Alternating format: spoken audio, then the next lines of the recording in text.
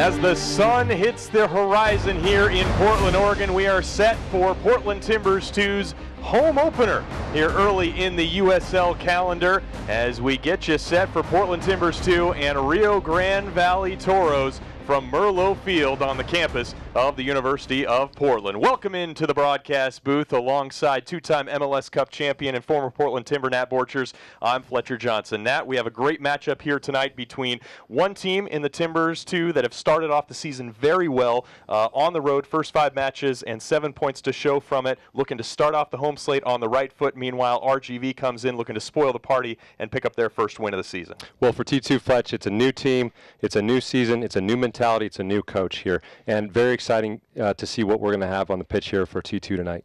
Let's go ahead and take a look at our players to watch tonight. We'll start off with the visitors for RGV, and it will be a name that might be familiar to some Timbers fans. Todd Wharton is the to his name, and he played for the Timbers U23s back in 2015. Well, look for Wharton to hold things down in the middle, really. He's going to provide possession, some composure in there, and also defensively be a real core piece in that defensive midfield. Meanwhile, for T2, it's Victor Arboleda, a player who has speed to burn, 4 starts and 2 goals already in 2018. And speed is the indicator here, Fletch. This guy can flat out run. So with him, Bobasi up top, and Dyron Espria, I think it's going to be very difficult for that Toros back line. Two teams that like to possess the ball, play high press. Will be a fun one to watch here this evening at Merlot Field. We'll come back, get you these starting lineups, and kickoff in the home opener for T2 against the RGV Toros from Merlot Field in Portland, Oregon after this.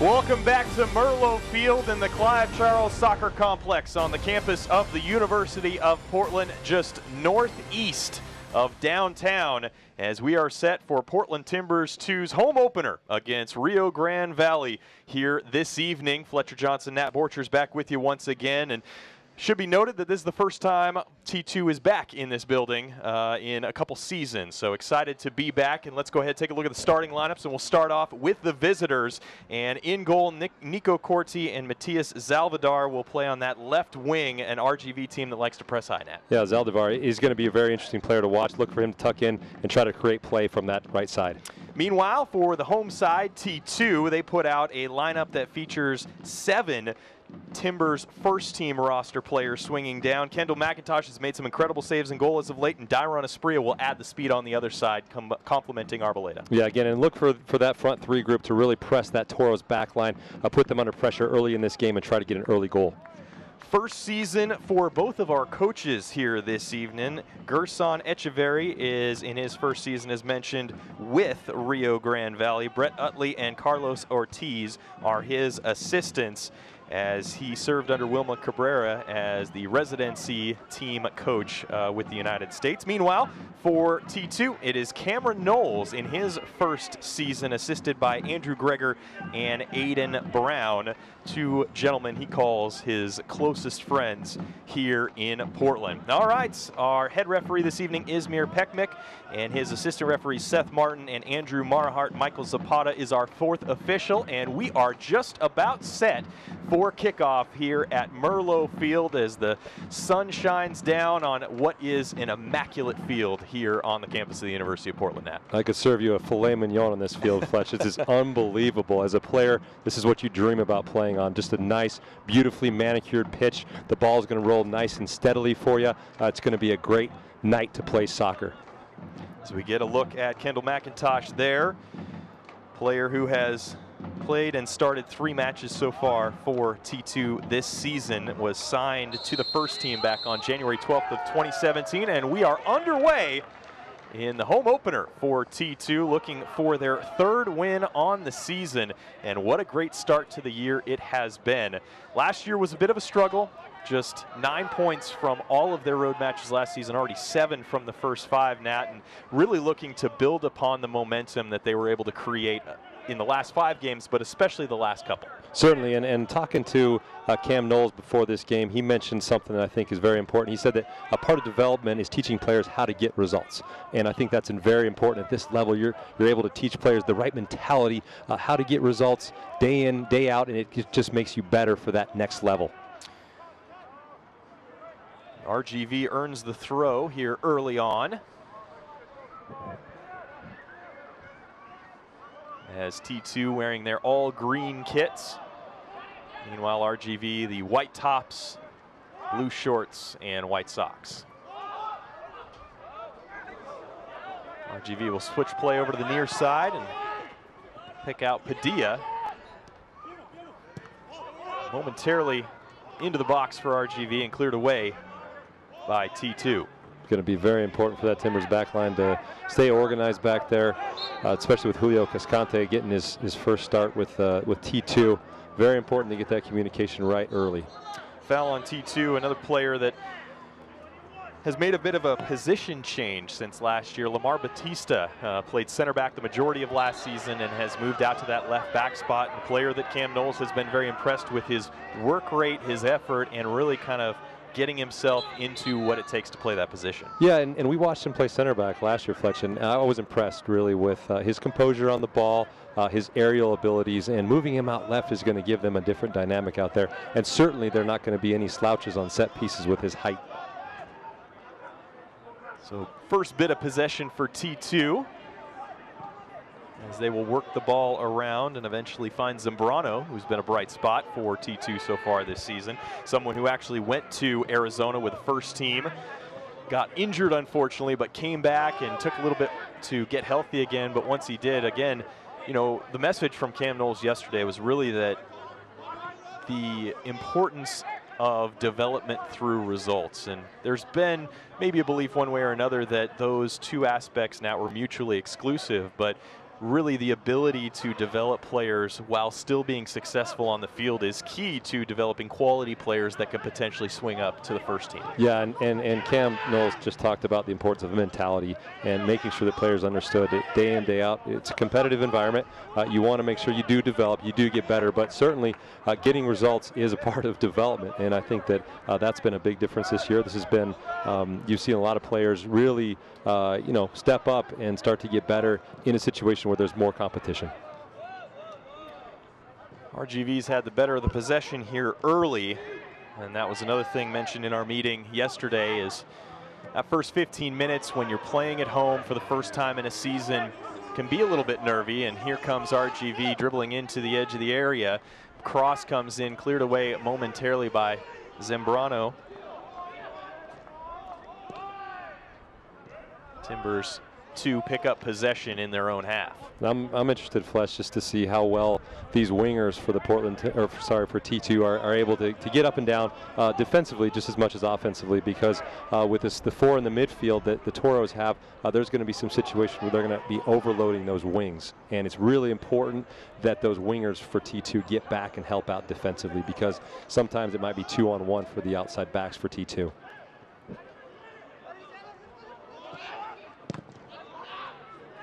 Zambrano tries the ball forward. It's knocked all the way back to Kendall McIntosh, who takes his first touch of the match, now to the feet of Cascante.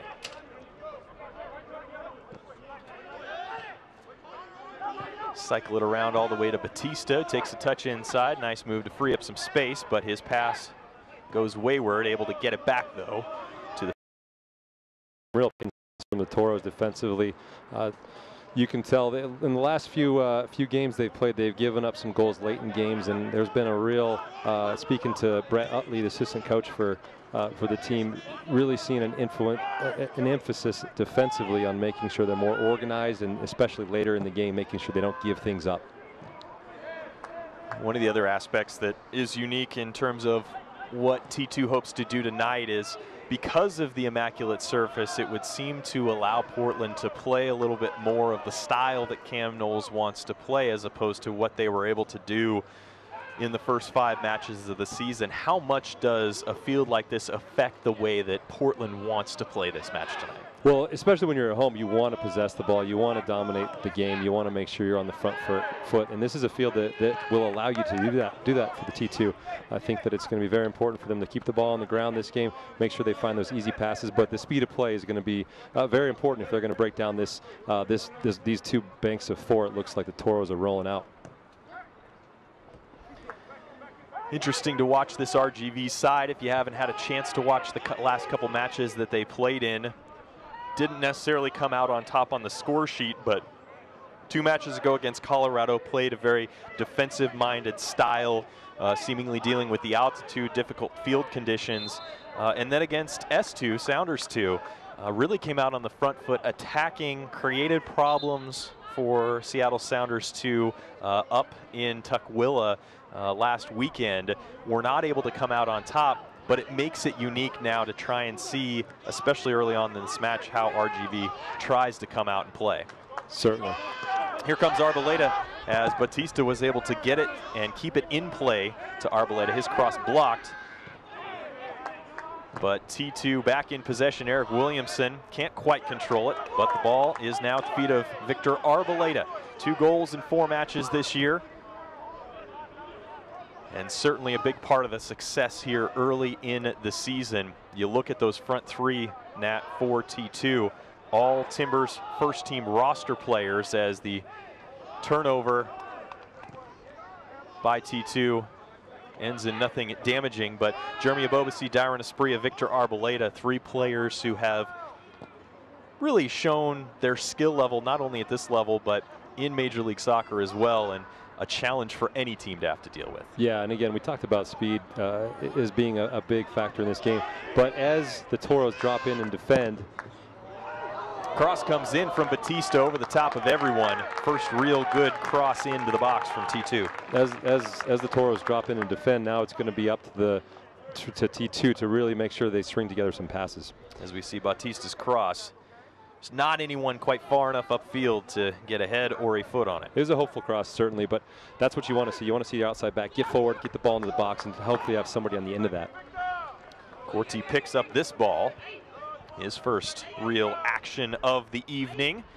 The 6'3", 22-year-old from Belgium played his college ball at Stanford, and again, another one of these players in their first season with RGV. They turned over 85–90% of their roster after last season, bringing in 20 new players with a roster that contains 26. That is a ton of turnover for one team to deal with, obviously. Lots of moving parts, lots of transition going on with the team.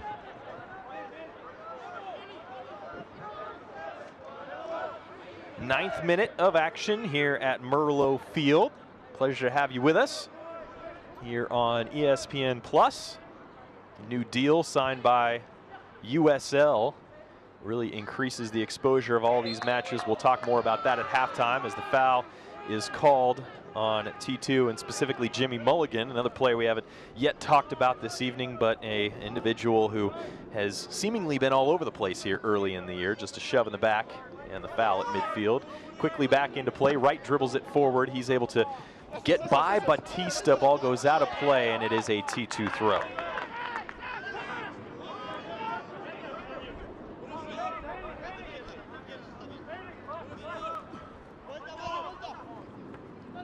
Padilla heads it into the middle for Perea. Unable to convert the pass, though, to Etim. And T2 now has a chance to move the ball the other direction.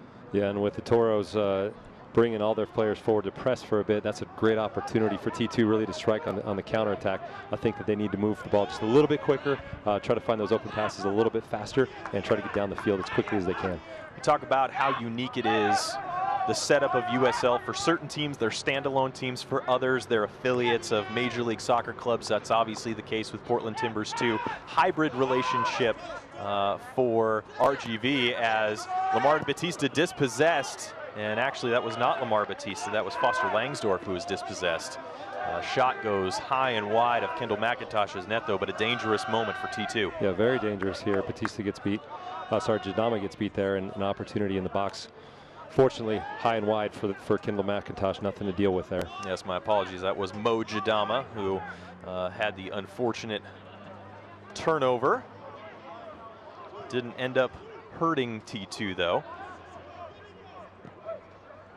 as the shadows encompassing about half the field now.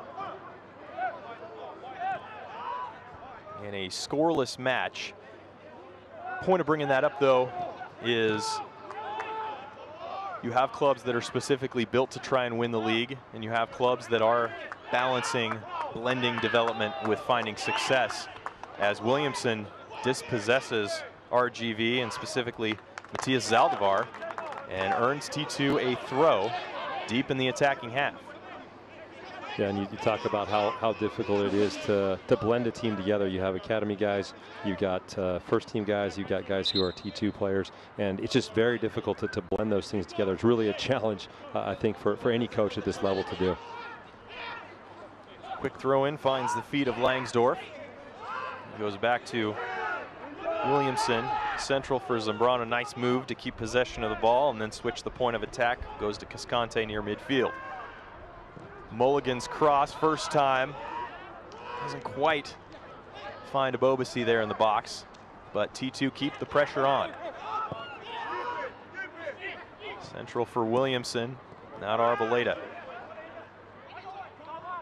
First true bit of extended possession here for T2.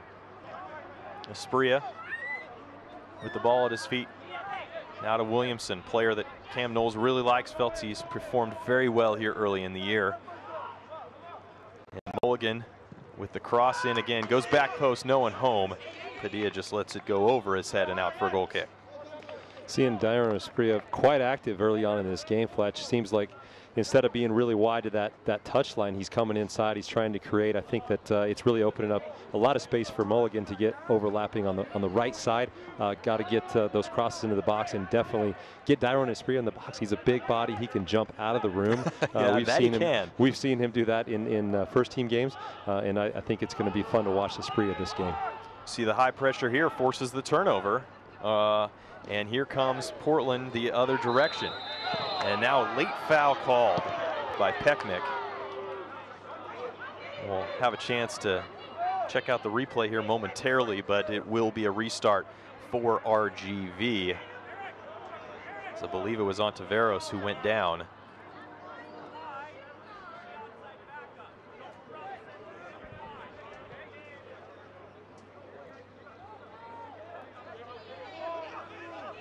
Yeah, we just see the Ontiveros just get clipped there. Referee makes the call. Certainly no issues with that. I think that the T2 pressure right now is fun to watch. They're making a lot of troubles for the Toros right now, trying to play out of the back. They have to keep that pressure up as much as they can. If you can nip an early goal, get that first goal, Fletch, it's just huge for your mentality going forward in this first home game. Scoring early would certainly ignite this crowd, and one of the aspects that makes Merlo Field an awesome home venue here last year is the simple fact of obviously the field, like we've talked about, but the stands, the environment, just a little bit smaller than Providence Park, well, a lot smaller than Providence Park, but really allows for the crowd to get involved in the game and feel like they're a part of the action. As Arboleda trying to use that speed to dribble forward, he is able to keep the ball in play, goes down, no foul called, and RGV will come out and bring it the other direction. Now Arboleda with the foul on right, or correction, make that Todd Wharton. It'll be a restart for RGV. Arboleda just a little bit frustrated there. I think he felt he deserved the call down there in the corner, doesn't get it, comes back and makes the foul on the other end.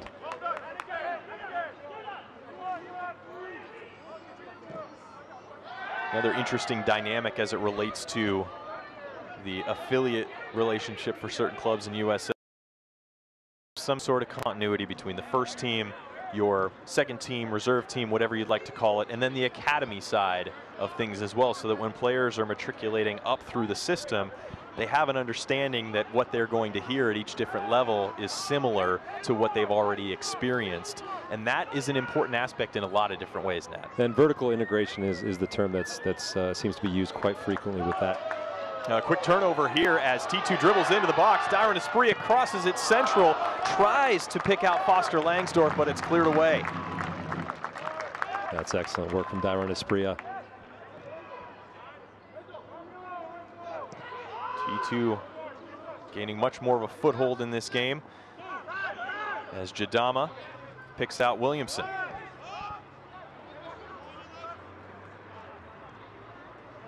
Cam Knowles used the term enjoy the game, and how despite the results the last 5 matches for T2 as Arboleda picks it up in the corner,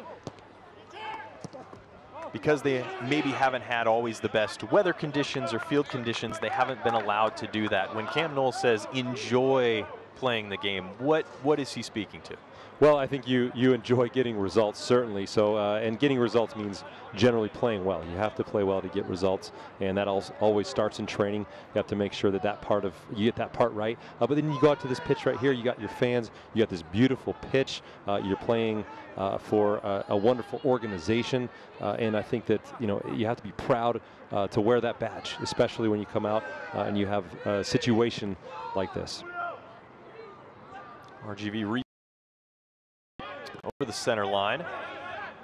You see almost in a sense a bit of a change here over the last 5 minutes from RGV, playing much more direct than maybe they had earlier, as here comes Dyron Espria trying to chase this ball down. Not quite able to get to it, but he forces the turnover, and T2 back in possession in the attacking third. Arboleda to Zambrano. Out wide to Mulligan. Mulligan forward, first time cross on the ground, dealt with by Kyle Adams. But back into the box just like that. Here comes T2 on the attack. Cross in just over the head of Victor Arboleda. Batista will pick it up as it rolls near the sideline. Batista nearly gets by his man. It's picked up by Arboleda. His cross comes in and cleared high up into the air by RGV. Header won by Williamson, but eventually controlled by the Toros. The Toros playing very narrow, very deep right now in their own half. Tons of space out here on the wings. Obviously, Arboleda and Espria getting tons of action out there. Throw in for T2 here as we get a look at that last attacking sequence. Kabobasi with a great turn in the box. Oh, an excellent ball, just a teasing cross. Arboleda just needs to get ahead on it, just misses it. Foul called on Batista at the center line as Zaldivar tried to move forward. You can see though T2 really making the best and the most of their possession, their pressure early on in this game, really pressing the Toros, making sure that they're not able to play out easily, making sure they're getting their opportunities on that end. I get concerned though whenever it seems too easy to play at times, because you always have to worry about that counterattack. You always have to be switched on. So I'm looking for the likes of Jadama and Cascante to make sure that they're continuing to talk back there, stay organized, and not give anything up on the counter. You talk about RGV playing narrow. Is that a product of what T2 presents? Is that tactically what Echeverry is looking for from his team? in terms of, you know, how do you foresee why the match is playing out that way and why they are playing? Well, I'm looking at the wingers right now for T2, and I'm seeing Arboleda and Asprilla really pinching in at times, and that's causing a lot of problems for the outside backs. So they don't know if they should stay inside or if they should go outside. So it's not by design. Certainly, it's more because of the pressure that T2 is giving them. Good pressure by Arboleda, nearly creates the turnover. That high press keeps on coming from T2. Now Williamson with it at his feet. He'll strike it. It's blocked. Now the defender directly in front of him. Batista now out wide to Arboleda. Arboleda's first time cross, is blocked by Padilla, out for a corner kick. The first of the evening for T2. Time to get those big bodies into the box, see if we can get something on the end of it. Like we said early on in the game, having Batista now in the back as a left back obviously gives you more opportunities to score on set pieces like this. The 23-year-old Venezuelan Renzo Zambrano will strike it. He hits it, goes all the way through. Its touch gets on it, and it actually rolls all the way through again as the cross came. Bria. Now Zambrano back with it. Nifty work to get by his defender, puts it on the ground towards the top of the box, and it's cleared away by the Toros.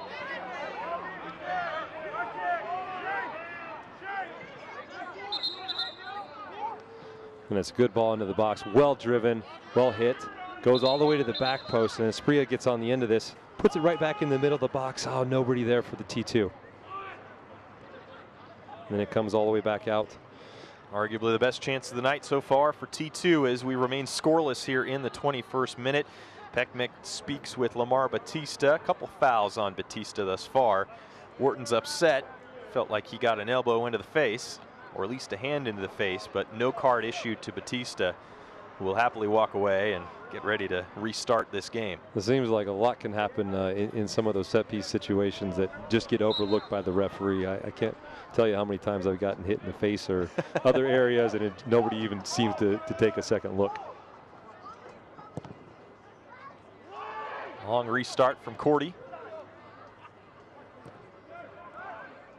As Adams is able to find Etim.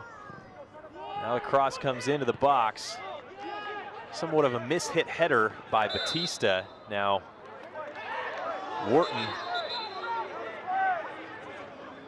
Looks like Wharton fouled Zambrano. And then Batista pushed down Wharton.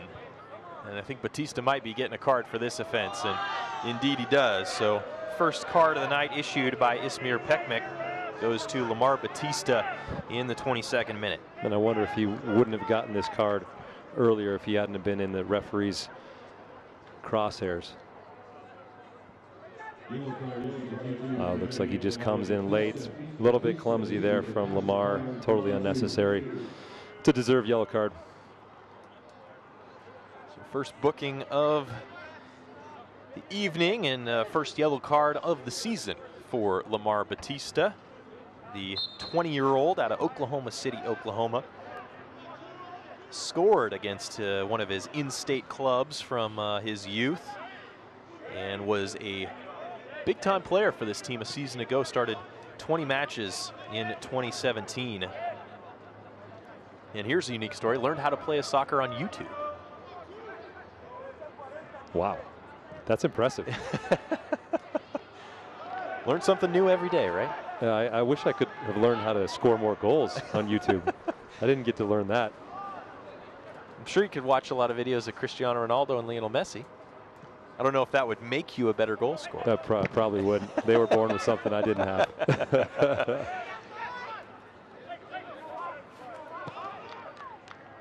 T2 in possession out wide to Asprilla. Asprilla defended by Adams. Asprilla uses pace, try and get around the corner, sends the cross in. It's blocked, but back directly off Asprilla and out for a goal kick. Yeah, I think T2 is going to have to do something special to break this team down. Definitely getting crosses in the box, though, is going to be the way to do it. And getting the ball wide as Asprilla, as we just saw there, is so important.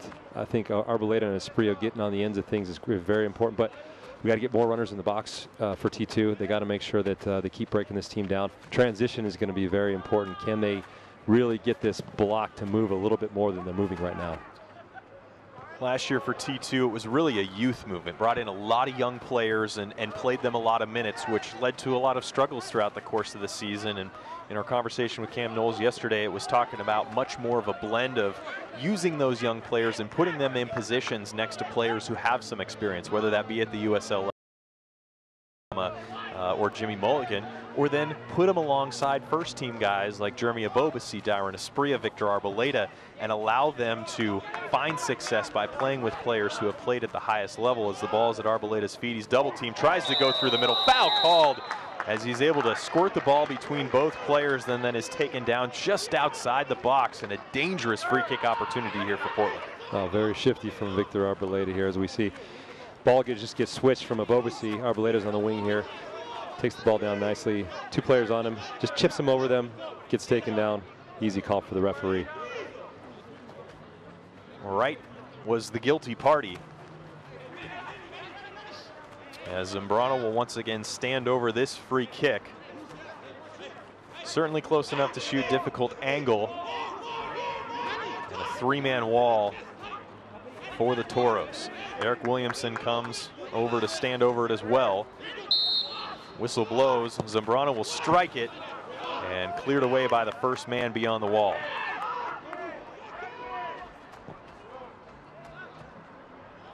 Ball back forward. Cross comes in, blocked once again, this time blocked by Wharton. Espria, central for Zambrano. First touch a bit heavy, but Darren Espria is able to get back to his feet and pick it up. Nice touch outside. And out for a T2 throw as it's blocked away, but nifty footwork there from Espria and others to create angles for passes.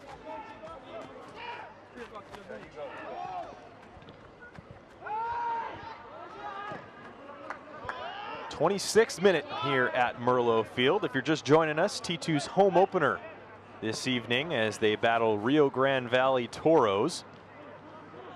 Timbers already with 2 wins on the season, T2 I should say. Meanwhile, RGV looking for their first win in 5 matches. It's got an extra ball on the field. Well, Nat, through the first 26, now 27 minutes, your thoughts on what we've seen from both sides? It's been good from T2. I like the pressure that they've been putting on the Toros. I think they've done an excellent job of pushing numbers forward, moving the ball around.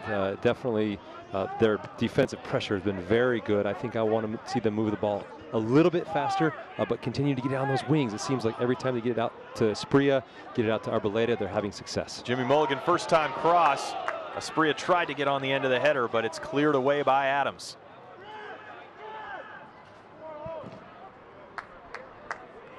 T2 with that high press, maintain possession in the attacking half. Espria keeps it in possession.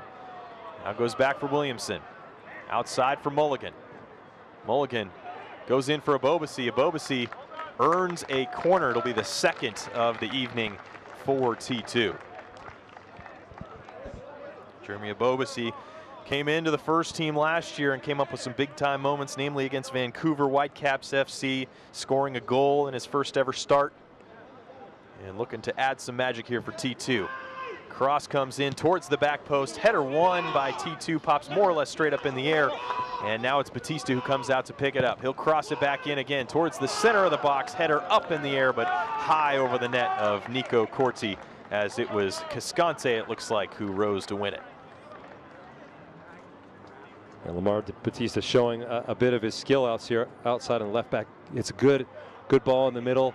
Cascante just can't get his head over the ball, goes over the net. But I like seeing this winger movement, this defensive move on the outside wings, just getting balls whipped in.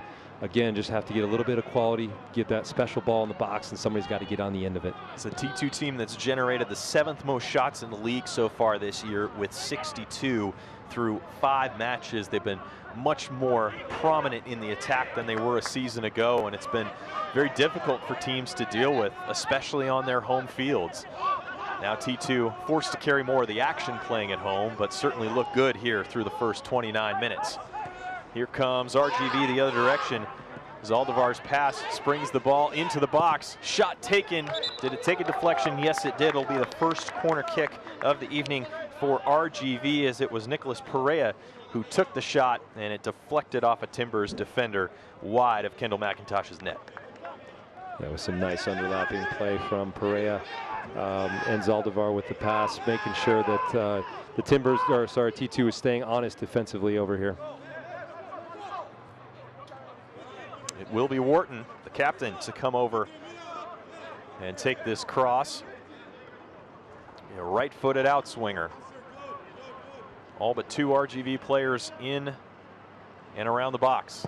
Cross comes in towards the near post, headed on, headed up, and headed in by Rio Grande Valley. They've scored the opener and taken the lead on the road against T2.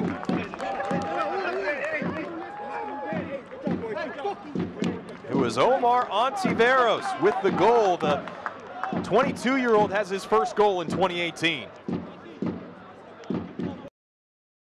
The absolute first chance the Toros have, they score. So unfortunate for T2. Ball gets whipped into the box. I believe it gets hit by Espria. A little bit of deflection. Just falls nicely there for Ontiveros, and he just heads it over. Very clean header. Only place he can put that Kendall McIntosh can't get to. Look at it again. Excellent header by Ontiveros. 30 minutes in, T2 will now chase this match. And Rio Grande Valley has their leading goal early on in the match. They had moments in their last 2 matches especially to walk away with wins. Were unable to convert, but tonight, as you mentioned, they convert their first opportunity. And now the mindset changes a little bit. Not a whole ton, but certainly a little bit, as more at possessing, not getting caught out, and forcing T2 to break them down for their goal. And it'll play right into the Toros' hands. Certainly they can sit back in that block, absorb even more if they want, but it's a big challenge for T2 now. They have to get after it. They have to move the ball a bit quicker. They're still creating chances. I don't think that they have any worry about not creating chances. Just got to continue to get those balls wide, move the ball quickly, and make sure that midfield block of 4 for the Toros is sliding and working hard. Visconti with the long switch. Now the ball at the feet of Espria, who's switched sides. He loses out, though, this time to Zach Wright. And here come RGV once again. It's a big moment as well, because in the matches that T2 has struggled, they've given up goals in quick succession. You think of the Real Monarchs match, you think of the opener, season opener that is, against Sounders 2. It's been goals in quick succession, so the ability to mentally get over giving up a goal and get yourself back into the mind frame of what your goal needs to be and what your job is to accomplish the ultimate task. And sometimes getting scored on can be a jolt of electricity, and sometimes it can take you the other way, and you have to make sure as players on the field you have to respond accordingly. Padilla sent the ball into the box. High press from RGV is able to keep possession. Batista, though, with some nice work to win it back for T2, who will now come the other direction. Dyron Espria taken out.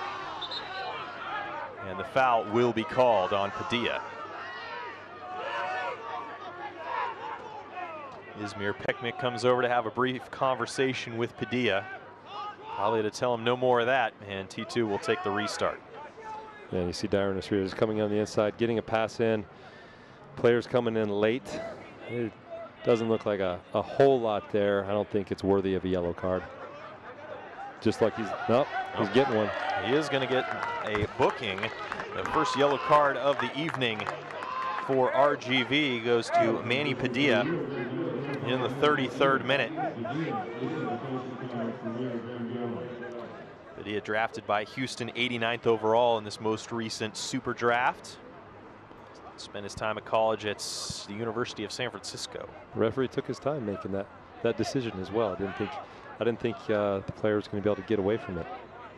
But you look at the Batista yellow card, and you see he came in late. Padilla comes in late. He gets a yellow card. So we're seeing some consistency from the referee. Kyle Adams shepherds the ball out of play, lets it go over his head and across the end line for a goal kick. So T2 now chasing this match. 34th minute, have certainly had the better of the play and controlled the flow of the game. RGV, though, took advantage of the one good opportunity that they've really had this evening, capitalized, got the goal. funny game in that way, Nat. You walk into the locker room potentially if the scoreline holds and T2 continues to control the play the way they have, and you feel pretty good if you're Cam Knowles, but you find yourself down 1-0 on the scoreboard. Certainly, and that's the game, isn't it? You can be the better team, you can have more energy, you can have more of the chances, the possession, but it doesn't matter when you give up goals, especially on set pieces. That's where you have to be so careful. Long switch from Mulligan over to Asprilla. Asprilla controls nicely. He's defended by 2 men, goes central for Williamson, gets past him. Now Zambrano with it. Zambrano goes to Williamson. Now out to Batista, picked up instead by Asprilla. He'll dribble central. Again, the long switch over to Mulligan. Great ball by Dyron Asprilla. Now to Arboleda. Arboleda dispossessed. Will now try and win it back. Dangerous pass. Adams is able to clear away, but T2 will pick it up in the attacking third. And a player, Fletch, we haven't mentioned very often is Foster Langsdorff. I would like to see him get on the ball a little bit more. He's kind of in that underneath false 9 position.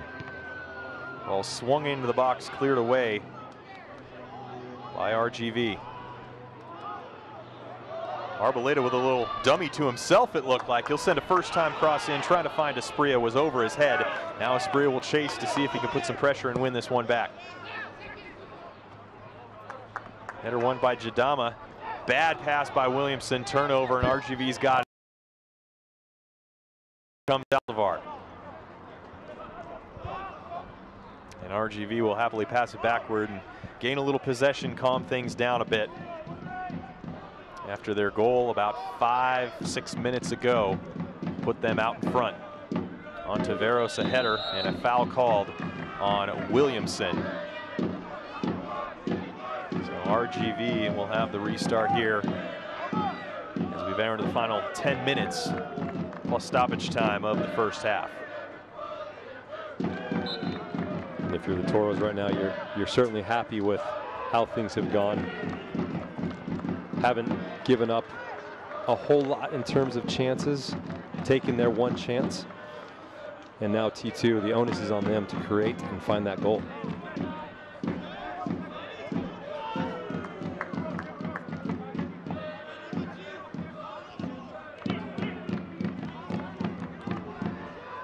Well, Rio Grande Valley, if they're able to get a result here this evening, would feel pretty good considering they have only one road match left through the end of May. They'll play 5 of their next 6 at home,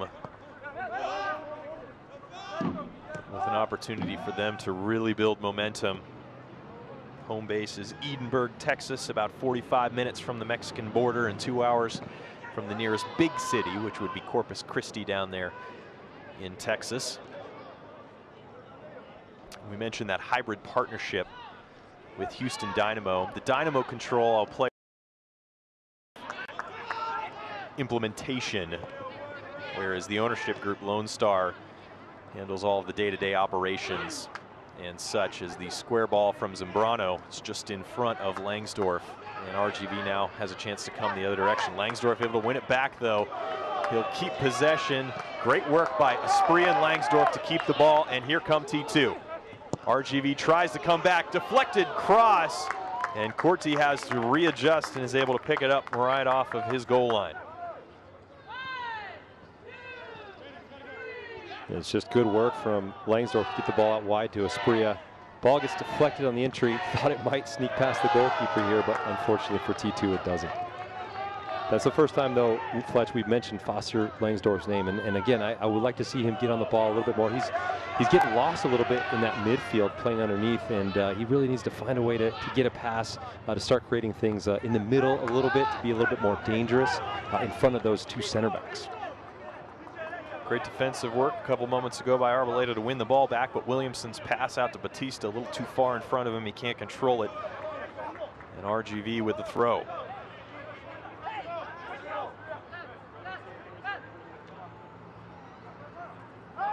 Dia goes in for Wright. Wright goes down relatively easily. No foul called by Pekmik, and T2 once again back in possession, coming the other direction. Asprilla, what can he do? Can he use his speed to get around the corner? Padilla does well to stay in front of him. Now Asprilla comes out to the corner. He's defended by 2 men out there. He goes down, no foul called. And RGV to attack the other way. Deflected momentarily by Williamson. Now to Zambrano. Zambrano, Langsdorff, and back to Zambrano square. T2 with sustained possession for the most part since RGV got their goal, and realistically for the majority of the match before that, maybe outside the first 5 to 10 minutes. Yeah, and again, we thought we might see that just being the home team. T2 would be really able to press the game. Ball comes in. Asprilla looks like he got his head to it, but then Patia deflected it with his head. Goes out of play and out for a goal kick. No, correction, it will be a corner kick. The assistant referee on the far side, Andrew Marhart, initially ruled it a goal kick, but it will be a corner kick. Bobasi with a great ball into the box. Asprilla gets his head on it. Looks like it deflects off the Toros defender in the end, so good call by the referee to get the corner kick. An RGV player down, that's Etim, Monday Etim, the 5'9", 19-year-old from Nigeria. His first season with RGV was actually the second ever signing of LAFC last year, then immediately was sent on loan to Orange County, where he scored 2 goals in 16 appearances. So Williamson will strike this one. Right-footed outswinger towards the center part of the box. Asprilla rises, can't put it on frame. Odd mishit clearance from RGV. And Langsdorff picks it up, cross back into the box. Great ball! And a foul called, looks like on Cascante, as he went through the back of Connor Donovan. Potential disaster averted. Langsdorff does really well here to get this miss clear down. Takes a touch, gets his next touch into the box. Oh, unfortunate for T2 not to get on the end of that one. Again, just a little bit late to some of these crosses. Just got to be a little bit more excited to see the ball come into the box and just take an opportunity, take a chance with your run. If you're on the back post, if you're making a near post run, create something. Ball at the feet of Etim. His pass forward deflected out to touch. But I mean, this is why you look at all levels of soccer and why the creators are paid the most, or getting all the accolades, is because it is so hard to score goals in soccer, and especially here you see you can be so close, and then to get that final goal is very, very hard at times. You've been around some incredible scorers in Major League Soccer, American soccer, as T2 comes the other direction. Foul called out there on the far side. We'll get a look, and potentially a yellow card. Yes, indeed, a yellow card is issued to an RGV player. Believe that was Matias Zaldivar that picked up the yellow card. Yeah, it looks like with a nice run from Arboleda. It just comes in late. Certainly a professional foul. Arbeleda's right, and Zaldivar goes in the book. 42nd minute. Restart for T2.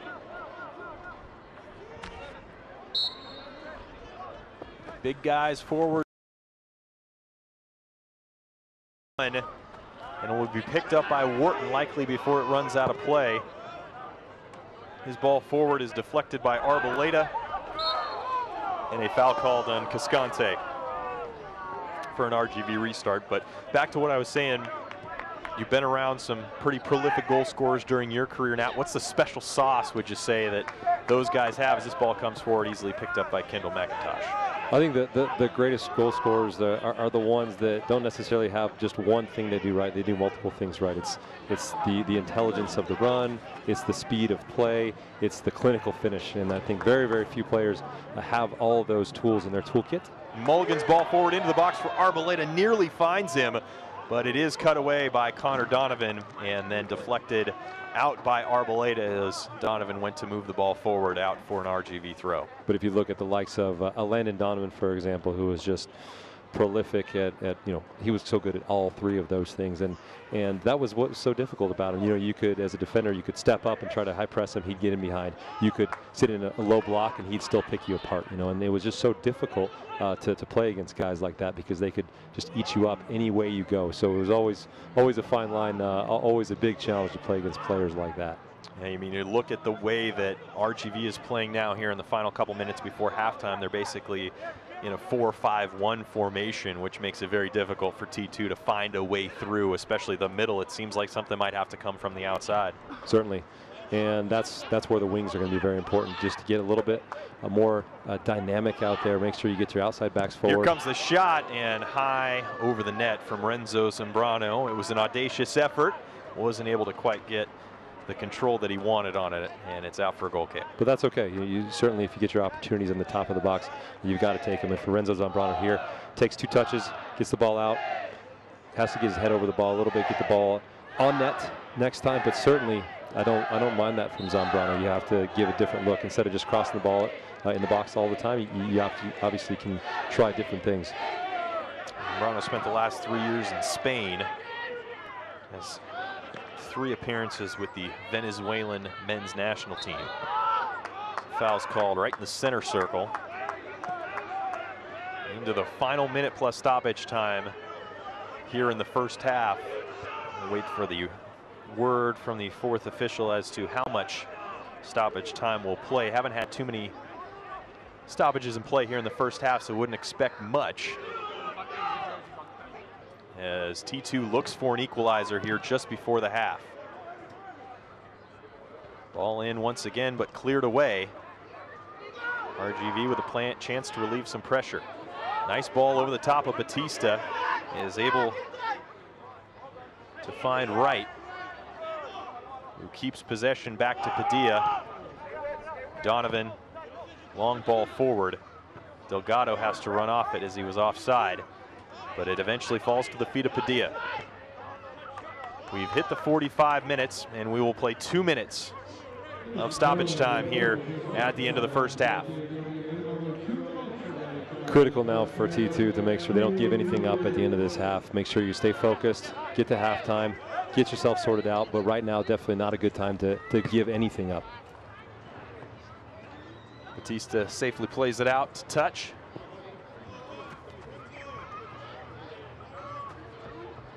Some of the most crucial moments of a match right before halftime. Zambrano pressures Padilla down near the corner, and Padilla is able to earn a corner kick. And as we've talked about, Fletch, the RGV hasn't had much in terms of opportunities. They got that one opportunity they were able to score. It was on a set piece, it was on a corner kick, and these are the moments you have to be focused, be switched on, don't give anything up. We're through a minute of the added 2 here at the end of the first half, as Wharton will strike the corner kick. Towards the back post, header 1 directly at Kendall McIntosh, though. Big moment there, and another big time save from Kendall McIntosh. An easy one as it came right to him. But now T2 tries to attack the other direction. Foul called out near midfield. And will we see another yellow card? Yes, indeed we will. This one to Monday Etim in the 46th minute. That's him just trying to prevent the counterattack here. Comes in late, gets all of, I believe that was Cascante on the break. Smart foul, certainly, but a deserved yellow card. This will likely be the last action of the first half, as T2 takes the restart. Zambrano to strike it from just inside the center line of the attacking half. Ball in towards the back post. Header 1 by Batista, but a foul called. Batista put it in the back of the net, but a foul has been called by Ismir Pekmik as Donovan went down. We'll have to take a look at this one. Batista put it in the back of the net, but it was waved off. Yeah, Batista's just lurking on the back post here. Looks like both players really have a hold of each other. I'm not really sure that that's a foul on Batista. That's a really unfortunate, tough call for T2. Could have been an equalizer at the death of the first half, but as it stands, a 30th minute goal from Omar Ontiveros has RGV on top. First 45. Well, we saw T2 come out really and press and attack and get possession, but unfortunately they give up one opportunity on a set piece to RGV and they get punished, and then the rest of the way it was T2. So very, very difficult first half. Coming up here at the break, we'll take you around the league, get you updated on the action this evening, take a look at some USL storylines, and take a look back at the first half highlights. Home opener for T2, but it's RGV out on top at the break, 1-0.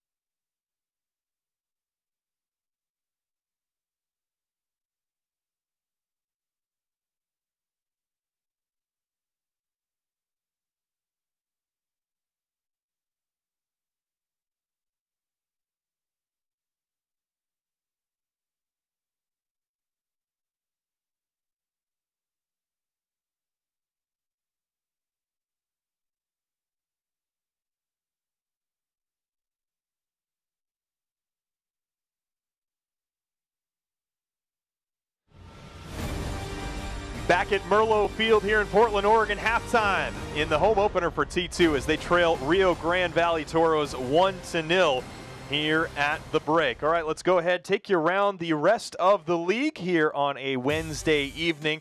3 results currently either finished or underway. Toronto FC and North Carolina played to a scoreless draw. Fresno on top of Tulsa Roughnecks 1-0 at halftime. And Sacramento Republic, Colorado Switchbacks around the 16th, 17th minute are scoreless at this point.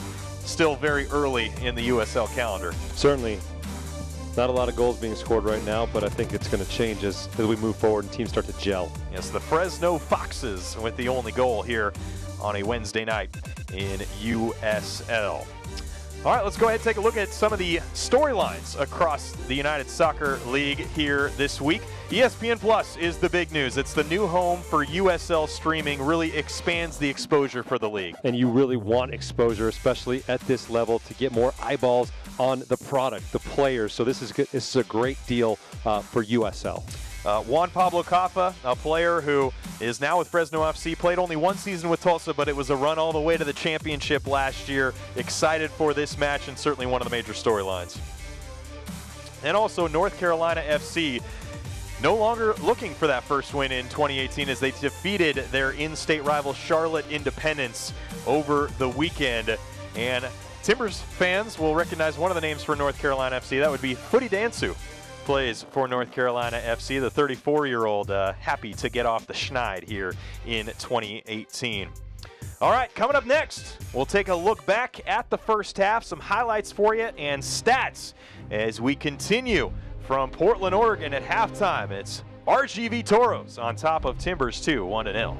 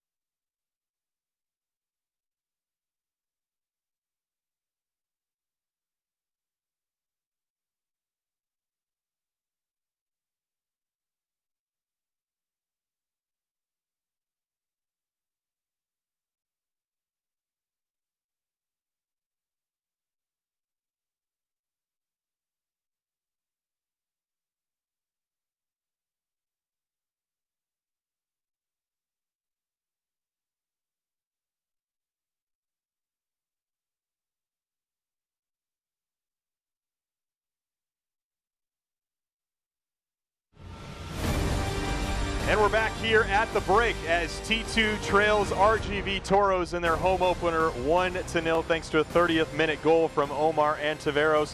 Fletcher Johnson joined alongside by Nat Borchers. Nat, 45 minutes in the books. Not the scoreline that T2 would have wanted, but how do you feel the first 45 minutes have gone? It's been all T2, Fletch. I think that they've done a great job possessing the ball, putting pressure on the Toros, making sure that they're playing in those wing position where a lot of the space is in this game, but they're just not getting on the end of those crosses, not getting on that final touch that they need to get that goal. All right, let's go ahead and take a look back at some of the first half highlights in our match here so far, the home opener. And we'll start off with the cross early on in the 17th minute for the Timbers. Lamar Batista is showing his prowess at left back, getting forward and getting that ball into the box. Cross just a couple minutes later. Another opportunity for Portland, but unable to convert. Spria just getting the ball back across the front of the goal, providing an opportunity for anybody just to get on the end of it. Nobody there, unfortunately. Arguably the best chance of the match thus far for T2, and then here's the goal from RGV. Yeah, it looks like T2 just loses the mark there in the box.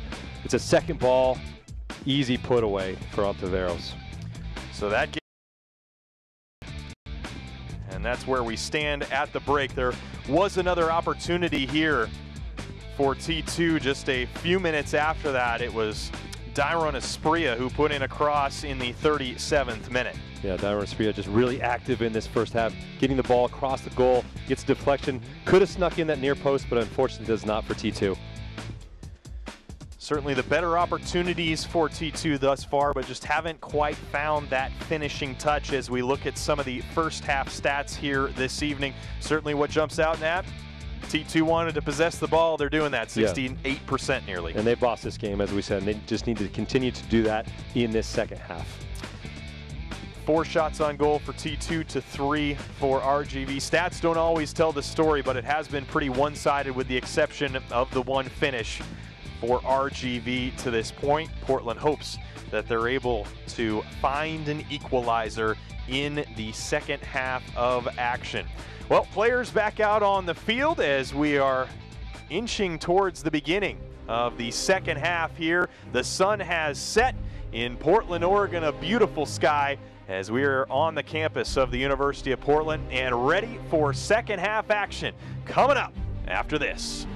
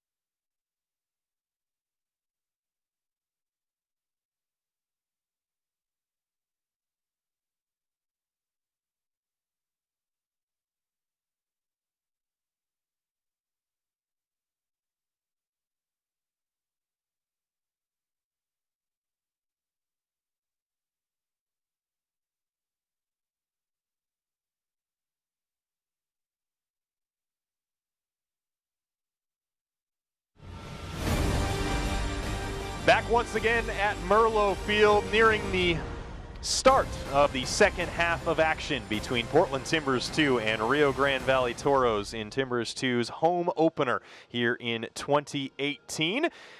And before we get to kickoff, let's go ahead and take a look at the upcoming schedules for both teams, starting with the visitor. It'll be 4 of 5 at home for Rio Grande Valley coming up. The Lone Rouge match you see there May 9th at Fresno, but a difficult schedule against Western Conference foes. And certainly if the Toros can get a result here at T2 and go home for 4 or 5 games, that really bodes well for their confidence. Meanwhile, for the home side, Portland Timbers too, they played their first 5 on the road, so as you might imagine, they have some home matches coming up. They have 4, make that 5 of their next 7 at home. There is a friendly match in there, but Reno 1868 is the next match coming up this weekend right back here at Merlo Field. Makes it that much more to get a result here at home to really start off this homestand right. T2 splitting their time between Merlo Field and Providence Park in 2018. They'll play 8 right here on the campus of the University of Portland at the Clive Charles Soccer Complex. They'll play 10 at Providence Park here in 2018 as well. They're 13-9-3 all-time on this field, but as we mentioned earlier on, did not play a match here a season ago, and certainly Cameron Knowles was excited to be back in this building and playing matches on this immaculate turf that they have here on the campus of the University of Portland. We got to hear the Timbers Army tune up a little bit in that first half, and it was really fun to hear them, to see the energy that they provided to the players. And it really just helps with the atmosphere if you're a player on the field and you're seeing your fans at games like this and dreaming about being with the first team. There's Gerson Echeverry, who spent time with Wilmer Cabrera with the U.S. U17 men's national team and U.S. residency team. The hybrid partnership between the Dynamo and RGV facilitated the relationship, and probably a big reason why Echeverry is here with the Toros on the bench for his first season with the club. See Cam Knowles there. Certainly not happy with the scoreline, but has to be, Nat, happy with the way that his team came out and played. They pressed high, they kept possession, and outside of that last piece, which can always be the most difficult to come and take the longest to come over the course of a season, they found it on the road this year. We'll see if they can find it here at home for the first time in 2018 in the second 45. Yeah, I think the manager will be happy with that first half from T2. It's a great start for them. A lot of pressure, a lot of possession, just got to get that final pass right and get themselves on the board, and they're going to really be able to create some problems for the Toros. So the two teams have switched sides, and we do have a substitution. It'll be the first of the night for T2. Jack Barmby, the 22-year-old from Harlow, England, on in place of Dairon Asprilla, whose night is complete after 45 minutes. Not much of a surprise at this level to see players, especially first-team players that might be swinging down to play with T2 taken off at halftime. So Jack Barmby will get 45 minutes of run. And Nat, for those not familiar with Barmby, what types of challenges does he present for an opponent? Well, he's a very smart player, very tactically aware. He's going to probably see him more tucking in on this wing and trying to create play from this flank, but very technical, fun player to watch. We are underway in the second half of action as T2, as you can tell, will now attack left to right and head east in this stadium layout. Quick throw for T2. As we mentioned at halftime, nearly 68% of the possession. But that possession has to be with purpose. They created chances, but weren't quite able to find the goal. Really seeing the Toros at this start of this half parking that bus. Saldivar's coming even further back in contrary to the first half, when at times he would actually act as more of a striker in the 4-4-2. Looks like they're playing more of a 4-5-1 defensively. Arboleda with it at the top of the box. It's touched away from him, and RGV has a chance to clear the pressure. Interesting dynamics in this match now. You mentioned the way that RGV set up. How do you find the blend between parking the bus but still being active and attacking? Because as we know, one moment can change the entire course of a match, and we could be 1-1 before you know it. Certainly, I think transition is a great way to beat teams like this. When they're parking the bus, it just means that when they get on the ball, that's actually your opportunity. Let them come out a little bit, get out of their shape, and then you hit them on the transition. Mulligan tries to chip it into the box for Barmby, who is making the run, but was a little too far out in front of him. Barmby gives Mulligan the thumbs up, but in the end it ends up in a goal kick for Corti and RGV. But T2 really needs to make make opportunities out of that speed they have up top. They still have a Bobasi up top. They still have Arboleda on that wing. Really got to try to find those guys in behind that defensive block when they can, especially in situations like this. Goal kicks, set pieces, hit them on that transition. It's been a relatively quiet night for those 2 or 3 guys that you just mentioned. How much credit does RGV deserve for the way that they're able to, or the way they've been able to keep them relatively quiet this evening? Yeah, I think they deserve some credit, certainly, and especially after talking to assistant coach Brett Utley and about the defensive mindset they wanted to have coming into this game after giving up the goals they've given up. So I think that was a big focus on for their team, and as you've seen, they've been able to really execute on that particular part of their game.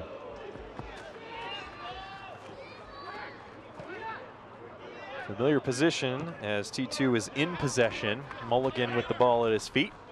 Barmby with another touch here early in the second half.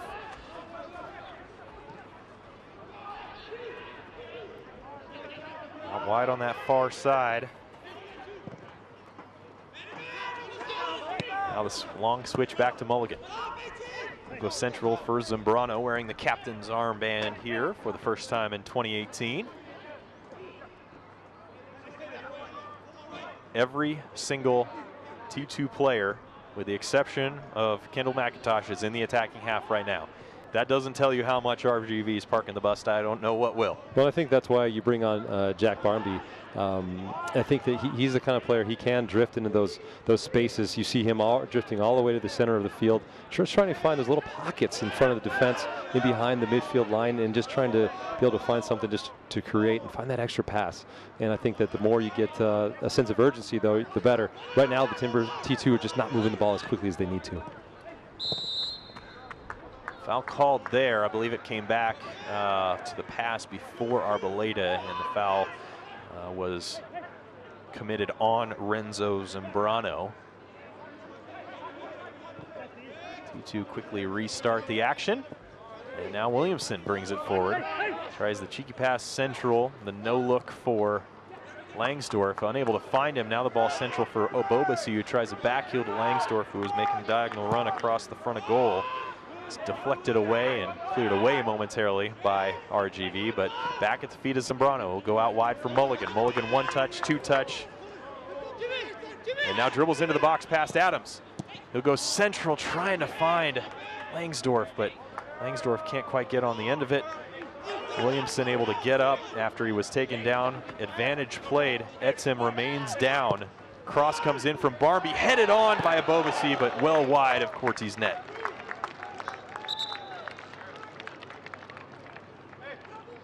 And that team has remained down as we take a look at the replay. This is the kind of quality you're going to get from Jack Barmby. It's an out-swinging cross. Obobasi open in the middle of the box. Can't get enough on it really to redirect it on goal.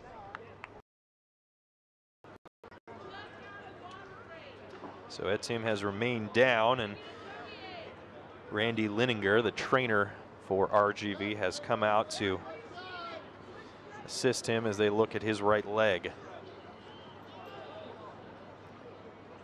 But yeah, it's so difficult when you have a situation where a team sits back and defends in a 4-5-1. There's not a lot of space to be had when going against a shape like that. But the urgency, the quickness of the passing, the speed of play has to be ratcheted up. And to look back at what happened with Etim. Well done from the referee to allow play to continue there. Foul was on Etim, and he actually gets the worst of it, which can happen at sometimes, unfortunately. Etim, the 19-year-old, gives the thumbs up, seemingly meaning he'll be ready to go back out when the referee allows him to come back on. RGV was readying a substitution just in case,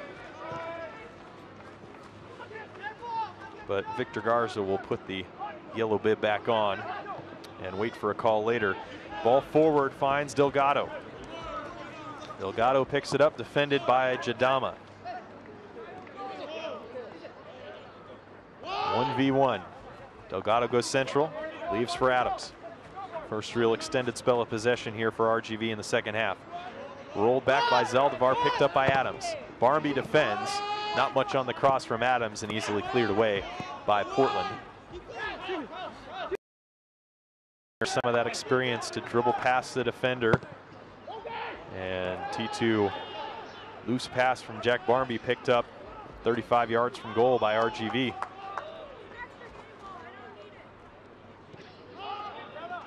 T2 searching for the equalizer, but right now just searching for the ball as it is at Adams' feet.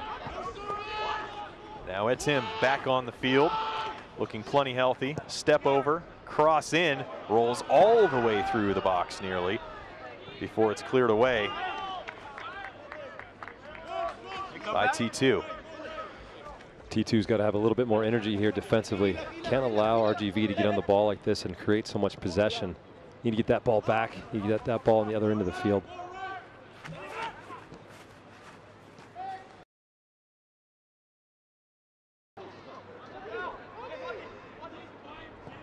Zaldivar goes outside to the far side. Dribbled into the box, cleared away by Batista. Do have another substitution that came on, I believe, at the break, and that is Terrell Lowe came on. He's playing left back. He did not come on for Lamar Batista, though. Batista's moved to a center back position, and Cascante has come off. So Julio Cascante has come off after 45 minutes. Jadama switched over to the right center back position, Batista to the left center back position.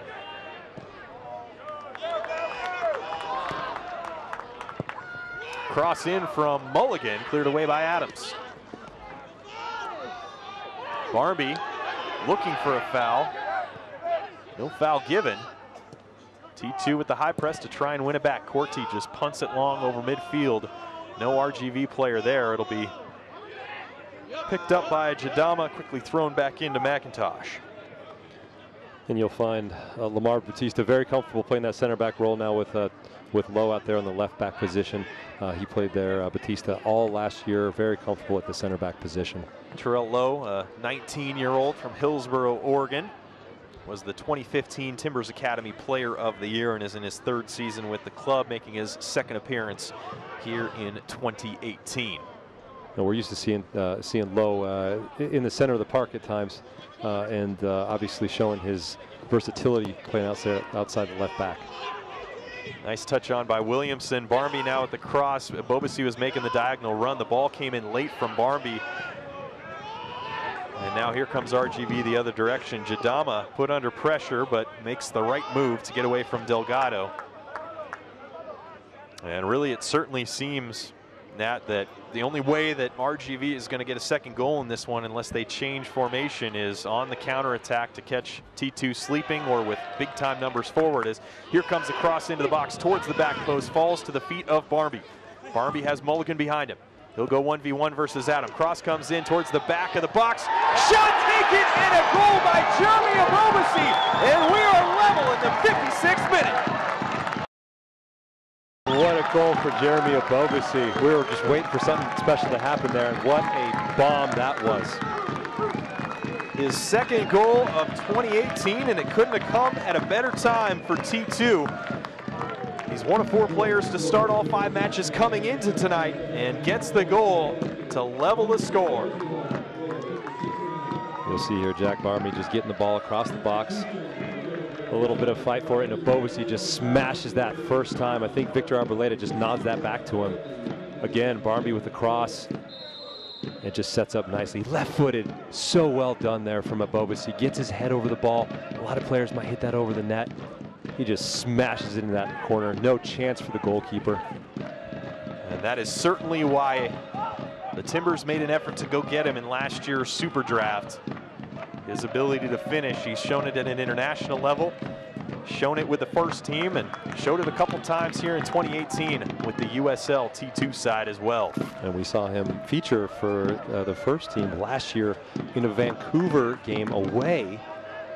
He gets the goal, I believe, and the Timbers go on to win in a game that, wow, they were just struggling for numbers, if I remember correctly. And wow, what a big-time game. Yeah, they had to ask for a special waiver to even get 18 players on the bench in that one. So it tells you how much injuries they were dealing with as the shot comes from just inside the box. I believe that was from Arboleda. He skies it, and it's out for a goal kick.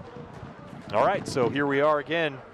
Situations changed. RGV was clearly not going to be interested in attacking forward. Now they're forced to come out of their shell if they want to try and pick up their first one of the year. Yeah, and again, it came from the wings, and the goal came from Jack Barmby coming in on his left foot. He's playing as an inverted winger. He's a left-footed player on the right side, so really giving a different look for T2. And I think it's been good so far because he's a player that has a little bit more vision than some players, and I think that he's given a different look now for T2 to create more goals. After the goal was scored, there was a substitution made by RGV. Monday Etim came out, and Victor Garza came in, the 26-year-old from McAllen, Texas, who's on loan from Tigres of Liga MX, is on the field, and certainly see a shift in formation here from RGV, as this is now a level match thanks to the Jeremy Abobasi goal. Ball forward. Arboleda, he tries to nod it back to Langsdorff, can't control, and cleared away, but out to touch by RGV, and T2 Nat look alive right now. Yeah, absolutely. That's what goals do to you. They give you energy, they give you life, and you can see the sense of urgency, the passing now just so much faster. Abobasi on the ball right now. Hopefully we'll see some more chances. Cycling through much quicker. Barmby central for Zambrano. Touched on by Abobasi, but him and Eric Williamson were right in the same spot. Arboleda is able to get on the end of it, sends a cross in, but everyone had stopped playing because they believed no one was going to be able to get on the end of it. A chance missed there by Portland. And some great work by Victor Arboleda to chase that ball down and put one across the face of goal. Incredible how things change with a shift and with a substitution, bringing Barmby in. Now Arboleda is the high winger. Here comes Terrell Lowe dribbling towards the end line. Cross comes in, not much on it. Abobasi applauds the effort from Lowe to send it in, but Corti's able to pick it up. Victor Arboleda just being so active this half. You'll see here, he's able to just get his foot on a ball that is a nothing ball. The Toro defenders have just given up on it, puts it across the net, just hope somebody from T2 can get on the end of that. Foul called on Delgado. Bautista draws it, and quick restart for T2. But back to what I was saying, Fletch, about the dynamic changing now. You have Barmby coming inside as almost a false winger now. Look at how tucked in he is in the center of that pitch. And then you have Arboleda way up wide. It just creates so much more space for him out there on the wings, whereas when you had Spria on the wings, he wasn't really getting as much as the ball. So now with Barmby inside, there's an overload on the inside, and there's more space for Arboleda because all these Toro players are having to tuck in and mark. So false winger, I guess in a sense, means that he may be technically a winger, but he's playing further inside than you might expect. And Barmby with some nifty work, able to find the feet of Abobasi, takes the shot, and saved by Corti, and a penalty kick awarded by Ismir Pekvik. Gerson Echeverry and his staff cannot believe it. And T2, in a matter of minutes, will be able to turn this scoreline on its head. Things are shifting quickly here. You see Barmby just being active again, getting the ball inside, gets into the box. Looks like right there, yeah, gets a little bit of contact from the defender, goes down. Referee calls a penalty. Connor Donovan was the guilty party. And it will be the second penalty kick, I should say, of the season for Portland Timbers 2. Lamar Batista scored in their last match against Oklahoma City Energy back on April 7th. Meanwhile, Nico Corti has saved one penalty kick this year against Sacramento, was scored on in another here early in the year. It'll be Jack Barmby to strike it with his left foot. Pekvik blows his whistle. Barmby strikes and scores, and T2 is on top in the 62nd minute. It's just a cool finish from Jack Barmby. Picks his spot. And a deserved goal for him. He created that chance, created the opportunity. Whether it's a penalty or not, he gets to take it. We'll see here from another angle. Ooh, that's close, Fletch. I don't know on the second look of that. But he buries that penalty, picks his side, I thought he was going to go to the keeper's right. Ends up going left. Here comes RGV quickly off of the restart, right with it in the corner, dispossessed by Lowe, and Batista clears. I think going back to that penalty, I think that might be a soft penalty in my book. Not a whole lot of contact there. I think everybody was a little bit surprised to see that called. Isn't every penalty a soft penalty in your book? You're a former central defender. Yeah, right? I might be a little bit biased, certainly. There are no penalties, Fletch. What are you talking about, right? Here comes RGV attacking down the near side. Victor Garza, the most recent substitution for RGV, possessing the ball and drops it back for Adams. But you create good things when you're able to go straight down the middle of the pitch, and that's what Jack Barmby did. He took the ball. It was a 1-2, created all by Jack Barmby's movement into the box, and whenever you get in the box, you get contact, you go down, you're going to potentially get a penalty. And that likely is a situation that's not there had Jeremy Abobasi not scored him a few minutes earlier because of pulling RGV out of that park the bus style. Player goes down in the box, a corner kick awarded. RGV was looking for a point to the spot. Frustration from the Toros bench, as it was Manny Padilla, the defender, who went down in the box. But Ismir Pekmik only awards a corner kick. And I think that there's a lot of frustration here for the Toros on this play.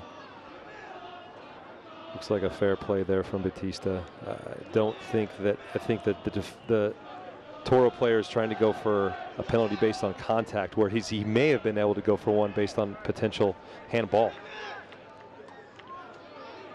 But they're definitely looking to even things up, no doubt. Here comes the cross in towards the back post, headed down to the ground by Jimmy Mulligan, cleared away momentarily. Now the block, and the counter could be on if T2 can get on the end of this. Arbaleda's got it. Ball went backwards though, so ball forward from Zambrano trying to find Barmby. Corti has to come off his line quickly as Abobasi was pressuring and just plays it out to touch. You can really feel the tensions ratcheted up here in the stadium after these two goals have been scored. Man, this is fun to watch. I was going to say it's been an entertaining match throughout the course of the evening, but certainly the energy level has risen over the course of the last 10 to 15 minutes. Obviously created by a couple goals from the home side, and now RGV trying to find an equalizer themselves. And what you tell your players after a soft penalty like that is that anytime if you're a Toros player and you get contact in the box, you go down like you got shot, because you're looking for the referee to have a makeup call if he has any doubt in his mind that was a penalty. Mulligan will play it down the line for Williamson. Williamson's cross blocked, and nice work there by RGV to keep it in play, as that is Ontiveros, the goal scorer this evening, who was able to deny the cross from Williamson. One thing working in T2's favor is there doesn't seem to be a whole lot of speed up top from RGV. So as a backline, Batista and Jadama can really sit a little bit higher than they normally might if they had a speedy guy up top. They don't have to do that now. They can be very, very high, really put more pressure on the Toros. No surprise, but amazing what a couple goals will do. RGV looks to be playing more of a 4-3-3 as opposed to the 4-5-1 they were playing just 10 minutes ago. I think it's all semantics. 4-3-3 is a 4-5-1, probably defensively as you bring your wingers down. Attacking opportunities that the Toros are going to be able to create this half without any speed up top. You'd certainly have to believe that the halftime message from Cam Knowles was keep doing what you're doing and the opportunities will continue to come. And they've done that, especially against some difficult pressure, and still been able to convert some goals and take the lead here in this match with just under 24 minutes left. Victor Arboleda dribbles around a couple defenders, tries to send a cross over to the other side of the box. It's deflected, but now the ball back at his feet, corner of the box, cleared away to Batista. Batista square to Williamson. And T2 happy to possess a little bit. Lazy pass nearly intercepted, but now the ball at the feet of Abobi. Attacking Adams, his cross can't really get his right foot around it, and it goes across the end line. It's been fun to watch Victor Arboleda tonight. I think that he brings a dynamic to this team when he's on that it's just difficult to stop. He's just so fast. He dips his shoulder and you can just run him behind. That 50-50 ball that was going to go out to the goal line, he tracks that down, and I mean, it just shows his speed and athleticism. The creativity from Barmby matched the athleticism from Arboleda on that last goal that helped set up the penalty kick opportunity that Barmby converted, as T2 now 2 for 2 on the season when it comes to penalty kicks and penalty kick goals in their last 2 matches. And if you look and you want to talk about inverted, especially with the first team, you think about Darlington Nagby. He was a fantastic inverted winger. He was ostensibly supposed to be out there on the touchline, but he would tuck inside. He would create these overloads in the midfield, and it would create opportunities for the likes of Daron Asprilla on the other side, just sheerly by those numbers.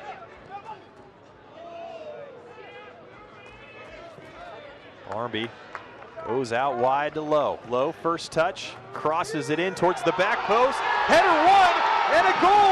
The third of the night for T2, and it is Foster Langsdorff who puts it in the back of the net. His second goal of 2018 puts the Timbers 2 goals in front.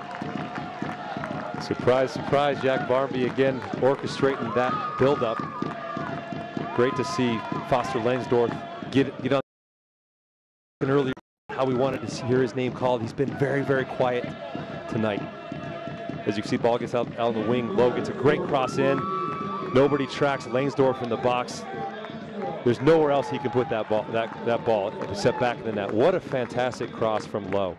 Great cross from Lowe, and great job of Langsdorff just knowing, just got to get something on it. If he gets something on it, chances are it's going to go in the back of the net. Absolutely, just a fantastic run, fantastic cross from T2 again. But if you rewind back, you go back to Jack Barmby. He's the one on the ball. He's the one who gets the midfield line for the Toros shifting and is able to open up that space on the wing for Lowe. This match has completely turned on its head in the last 15 minutes as T2 has scored 3 goals and jumped out to a 2-goal margin. Foster Langsdorff, you want to talk about a pedigree of winning. Langsdorff played his college soccer at Stanford, won 3 national championships while he was there. So there's a player who knows how to win. That is a boatload of winning, certainly at the collegiate level, and that's very difficult to do. There is a lot of competition at the NCAA Division I level, and for him to be able to be a part of those teams just shows his character as a winner, and you want to play with players like that, and you want to be on teams with players like that because they know how to win. And another homegrown signing for the Timbers was signed January 19th of this year, was born in Portland and left Stanford as the Pac-12 leader in points, goals, and was twice Pac-12 Player of the Year, in addition to those 3 national championships. Well, as we get set to cross into the 71st minute, T2 mindset completely changes now. Now we so often hear that the 2-goal lead in soccer is the most dangerous lead to have. Why is that? Yeah, because you just have a false sense of comfort, really, and you're thinking, okay, I'm 2 goals up, I can sit back, I can absorb some pressure. Maybe you get a little bit sloppy in your passing, maybe a little bit more sloppy in your defending, and it's a mindset, really. RGV coming the other direction. Delgado goes out wide to Adams. Oh, excuse me, Fletch, I would say the one way to remedy that is to get the next goal. Garza defended by Mulligan 1v1. Garza, heavy touch, can't keep it in play. And it goes across the end line. And so I think that from T2 standpoint, you can either sit back and absorb the pressure and try to counter, or you can try to be a more attacking minded and go for that next goal. You get that next goal, you're probably putting this game to bed. Kendall McIntosh will take a little bit of time with the restart. Turnabout's fair play. Nico Cordy was the one taking time at the end of the first half, early on in the second half, and now McIntosh happy to let the ball sit there on the line for a moment before he lets it go to burn a couple extra seconds off the clock with his 2-goal lead. Garza goes out wide for, looks to be Zaldivar. Correction, make that Garza, and foul called on T2. As we take a look at the coaching staff, mentioned right off the bat that these guys are the best of friends. Aiden Brown, the goalkeeping coach, Andrew Greger, and Cam Knowles, the head coach.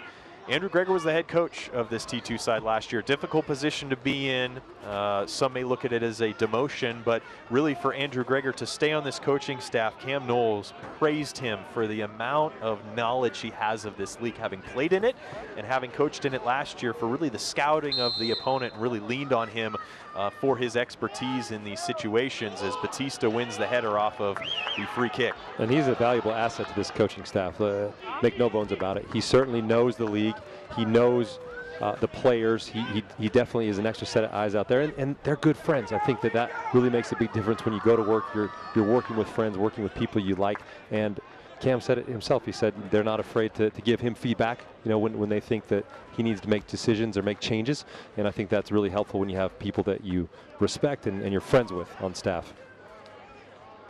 T2 cycling the ball along the back line now as they broke the pressure of RGV there early on after the free kick. Some nice skill from Williamson and then Zambrano as the crowd goes a bit wild after Batista is able to fake out the person bringing the pressure, as Delgado loses out to Batista and Jadama.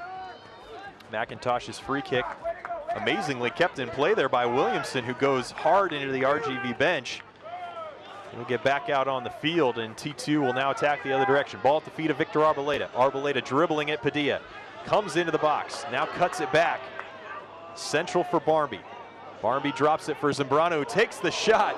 This time a little closer to on target, but still fizzes over the top of Cortez' net as Padilla went down in the box. Donovan calling for a substitution for Padilla, and once again the trainer for RGV will come out and take a look. Yeah, nice strike there from Zambrano. Again, we saw him take a strike like that in the first half, and obviously he wants to get that one on net next time. Padilla, as we can see, being helped off the field by his teammates, not putting any pressure on that right leg. So you'd have to imagine we'll see a substitution here as Padilla has to come off. It looks like Kai Green is the one putting his shirt on, getting ready to come into this match. As we take a moment to restart here in the 75th minute. If you're just joining us, quick match reset for you. It was RGV that opened the scoring. Omar Ontiveros in the 30th minute, the lone goal of the first half. And RGV took that lead to the break. Came out in a 4-5-1 formation. Everyone but Kendall McIntosh for T2 was in the attacking half for seemingly the first 15 minutes of the second half.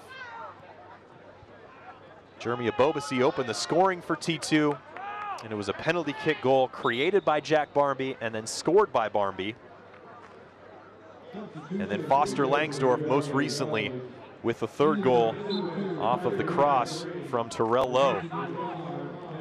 And that's where things stand right now, 3-1 in favor of T2. Kai Green has come on for the injured Manuel Padilla. Green has had his success against T2 in the past, scored back on August 30th of last year as Barmby takes down Garza, and he will receive a yellow card for that offense. And a dangerous free kick opportunity, 25 yards out for RGV. Yeah, Jack Barmby just coming in a bit aggressively here. Leaves his feet, doesn't get the ball. I think he's right on to get a yellow card there. Referee gets that one right. Doesn't put his studs up. Doesn't look like he's going in for a malicious tackle. Well, Nat, in your conversations with Brett Utley, the assistant coach for RGV, number 7 Matias Zaldivar was one of the players that he talked highly of, and Zaldivar is the player standing over this ball on the free kick opportunity from 25 yards out right now. Yeah, certainly, and he's the special player for this team, and he's the guy you want to see on the ball in situations like this. I think that it will be interesting to see if he goes for a net here or gives it an opportunity for his players to score in the box. The Argentinian midfielder spent the last 4 seasons with Arsenal de Sarandi down in Argentina.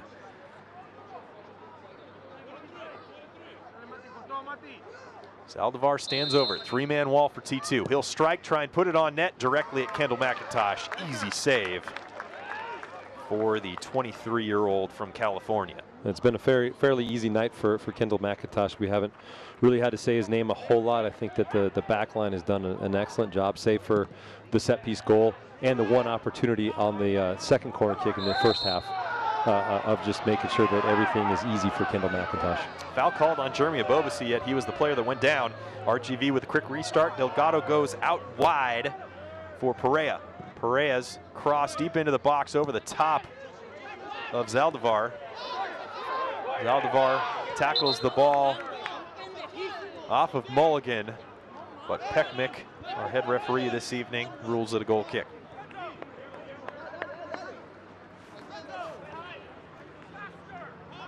Final 13 minutes plus stoppage time of this match, Nat, with a 2-goal lead. What do you want to see Portland do? Yeah, these are the moments when a team really can show its mentality, show its ability to shut a game down, make sure that you're tight, you're organized, you're not giving away any silly fouls, make sure you're smart on the ball. It doesn't have to be pretty. Just go out and get the result, and whether that's sitting back and defending or whether that's keeping possession. T2 has played in some different situations this year that have allowed them to really grow. Most recently a 3-0 win over Oklahoma City, a 0-0 result against Tulsa on the road, a 1-0 win over Colorado, so they've had to learn how to play with the lead and hang on or control the matches to make sure they held on to the 3 points. They're once again in that position here this evening to see if they can win their home opener at Merlot Field. Jeremy Abobasi making the run forward. Big hop from the ball, and this nice turf just outrushes Abobasi, and it's picked up by Corti. Barmby goes down, and now Adams brings the ball forward for RGV. They try and quickly break. Zaldivar keeps the ball in play. He's chased by Zambrano. Now defended by Mulligan. He's able to knock it off Mulligan and out for a corner kick for the visitors. Yeah, and I'm interested to see the back line and McIntosh right now screaming at guys, making sure everybody's marked up, making sure nobody loses anybody in the box, because the 2 chances that RGV created were in the first half. They were just off of set pieces. That has been a bit of a bugaboo for T2 this year. Wharton will strike this corner kick. He goes back post. Header won by RGV. Looked like there was the potential for a handball. That's at least what the bench was screaming for the Toros. And now a penalty kick is awarded. Terrell Lowe looks like he might have been the guilty party. And RGV will have a chance to pull one back. Yeah, and you'll see here, it's a corner kick that comes in the box. Some opportunity for a handball there. Doesn't get called. Ball comes out.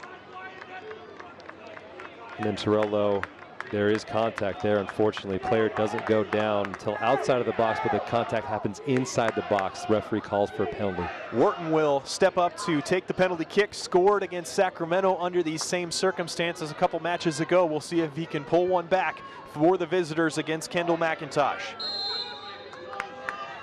Wharton strikes, scores, and it's 3-2 in favor of T2 with under 10 minutes plus stoppage time left to go. Calm finish by Wharton.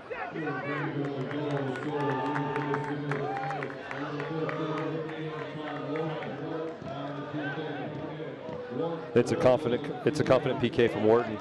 Stutters a little bit, waits to see where Kendall McIntosh goes, and just slots it over there on that left side of the goal. Excellent PK. I like the stutter there. And game on here at Merlot Field. And we talked about a soft penalty earlier for T2, and I think that's a soft penalty there for RGV. And I think that the referee has been consistent with those calls, and I think that's a fair call. You see RGV pushing higher now, seeing if they can win the ball back, force Kendall McIntosh into a dangerous touch to get past one man. As the time melts off the clock, Arboleda picks up the ball, gets it to Abobasi. Abobasi drops it for Langsdorff, who couldn't get to it before RGV cuts it out.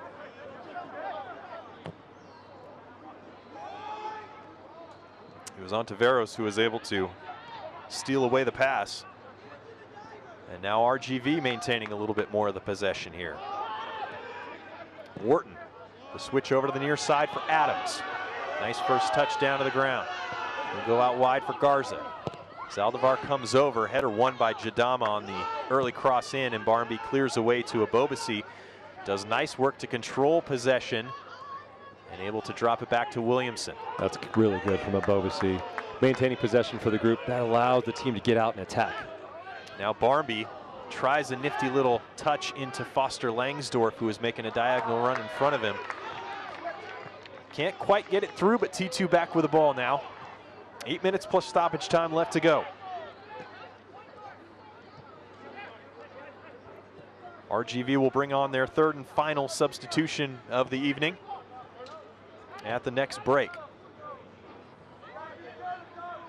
And I'm just looking here in the midfield, Fletch, to see Williamson and Zambrano get on the ball, just get some control back in this game, get that possession, make things very, very easy for the team. And we'll see that third and final substitution from RGV now after T2 plays it out to touch on the far side of the field.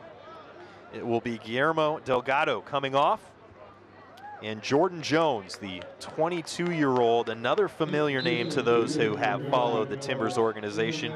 Played for the Timbers U23s and also Oregon State from 2014 to 2017, and comes on hoping to find a game-tying goal at the very least in a state at least that's very familiar to him. Yeah, and he's already looking to get up there and really press that back line, try to get in behind him, try to get a goal. Fresh legs, always important late in a match, as Torello forced to play it out to touch deep in the Timbers 2 defensive third. Ball into Zaldivar. Isn't controlled by RGV. And now T2 can come the other direction. Langsdorff just puts it long all the way down to Corti, and RGV a chance to build from the back. And that's fine there from Langsdorff. Get the ball out, get your back line up, get rid of some of this pressure. Here comes Jordan Jones, who forces Jadama into a clearance out to touch. Be another substitution for T2, their third and final of the evening, and it will be the debut in a Timbers 2 shirt for Derrickson Vuelto. And he comes on for Foster Langsdorff.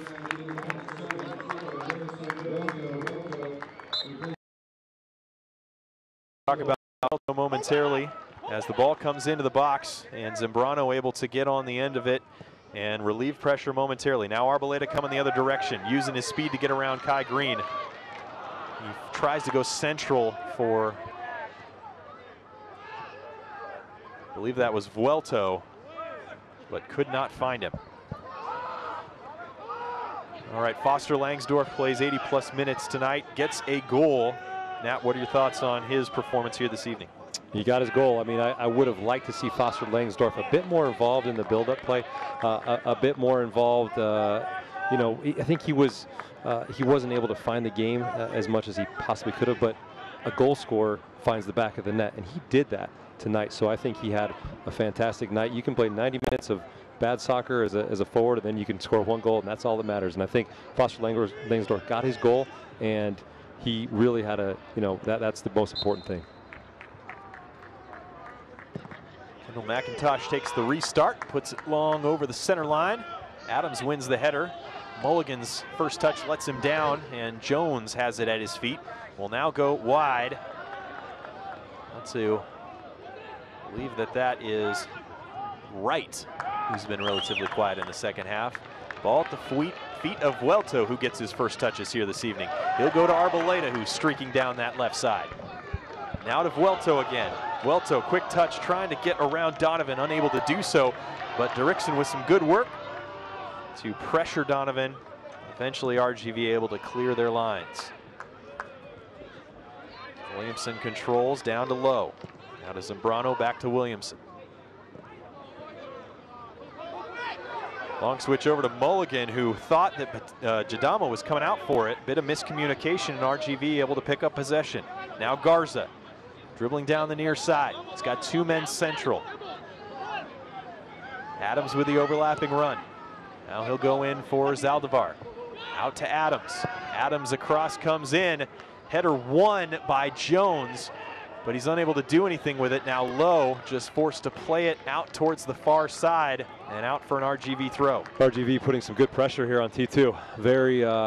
Very tense moments now for these last few minutes. Would like to see T2 be a little bit more comfortable in their back line, but the Toros are giving them some good movement up top, and it's really creating some problems. T2 able to force RGV back into their defensive half momentarily as Vuelto and Abobasi chase hard to create some challenges. Ball forward easily, well past an RGV player and out across the end line. Well, the player that came on, Derickson Vuelto, as we mentioned, making his first appearance for the Timbers organization. The 20-year-old from Sambo Creek, Honduras, is on loan from CD Victoria. A speedy player, made his pro debut at 15 years old in 2013, the youngest ever goal scorer in CONCACAF Champions League history, scored when he was 15 back on October 23rd of 2013, and certainly someone that the Timbers are high on. Absolutely, you bring in somebody like that who's scored. You want to develop and you want to get him minutes as quickly as you can. The hope is that he will be added to the first team roster in the summer of 2019, really get a year of seasoning and adjustment down here at the USL level and be able to add him to that first team roster for next season. 89th minute, foul committed by Wharton on Zambrano, and T2 will surely take their time with this restart as Batista comes over to take it. A minute and a half plus stoppage time remaining. RGV's had the first and most recent goals in this match. T2 with 3 goals in between, trying to pick up a win in their home opener and already their 3rd win of the season in their 6th match. And what a lift this would be for T2, just to continue to build that confidence. If they get this first win at home with the next stretch of home games they have, this would really go a long way for their confidence.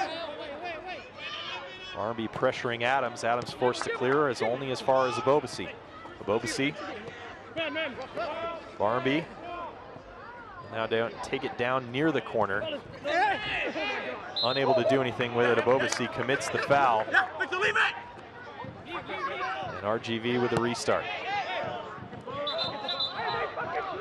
Now there's an extra ball in the field, so RGV tried the quick restart, but now we'll have to restart it once again. This is when you tell the ball boys, take your time, take a breath. You guys, you're fine.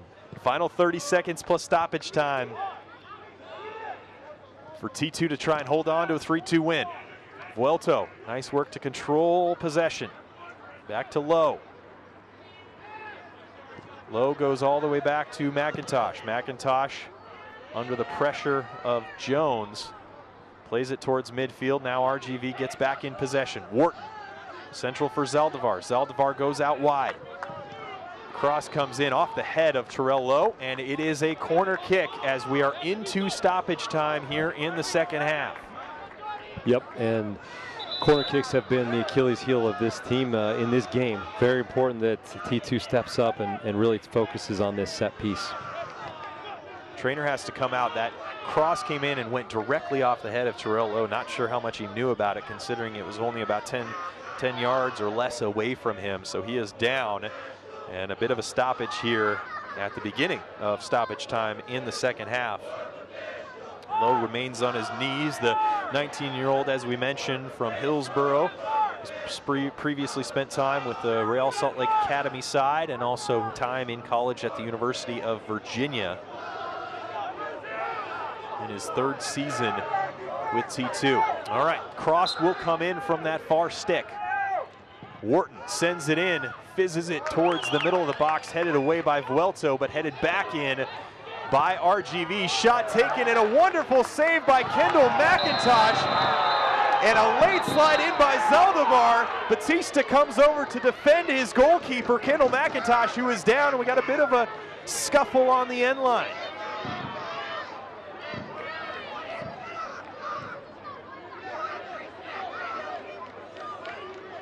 tempers flaring right now, Fletch. Definitely can tell both teams want to win this match. Not really sure what happened here. Hopefully Kendall McIntosh is okay. And again, it looks like it's another set piece. The ball comes back in the box. An excellent opportunity for RGV. McIntosh with the save. Looks like it's about to go out, and he's able to save it. It's a late, it looks like it's a knee right to the face of McIntosh by Zaldivar. And Lamar Batista has been given his second yellow card, so he has been sent off. It's the first red card issued to a T2 player this season. Now it's yet to be seen what will happen to, if anything, to Zaldivar. But Lamar Batista has been sent off, so T2, with whatever time remains in this match, and you'd have to imagine that we will have a significant amount of time added here in stoppage time due to this stoppage, in addition to the injury timeout for Terrell Lowe. But it appears as if Lamar Batista will be the only player shown a card, though Izmir Pekmik is coming over to have a conversation with his fourth official, Michael Zapata. Well, and Zaldivar is on a yellow card, so a second yellow for him, and he's going to be sent off. Yeah, I mean, it's not clear, certainly from the angle of the referee, if he was able to see the knee to the head of Kendall McIntosh. And now Pekmik will come over and talk with Seth Martin here on the near side to make sure everyone's on the same page. As we'll take another look at the replay.